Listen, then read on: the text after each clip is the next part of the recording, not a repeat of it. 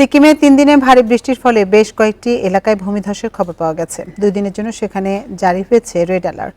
ভারী বৃষ্টির ফলে রাজ্যটির উত্তরাঞ্চলের প্রবেশদ্বার হিসেবে পরিচিত রাংরাং সেতু ক্ষতিগ্রস্ত হয়েছে।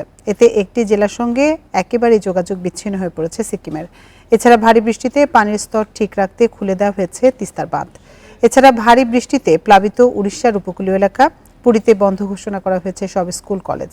ভারতের আবহাওয়া বিভাগ জানিয়েছে বঙ্গোপসাগরে নিম্নচাপের ফলে রাজ্যটিতে বৃষ্টি অব্যাহত রয়েছে। এদিকে ভারী বৃষ্টিতে বিপর্যস্ত ভারতের মহারাষ্ট্র। মুম্বাইতে বজ্রসহ ঝড় এবং ভারী থেকে অতি ভারী বৃষ্টির পূর্বাভাস দেওয়া হয়েছে। শহরটিতে জারি করা হয়েছে অরেঞ্জ অ্যালার্ট। পুনেতে 133 মিলিমিটার বৃষ্টি রেকর্ড করেছে, যা চলতি মাসের তৃতীয় সর্বোচ্চ বলে জানানো হয়েছে।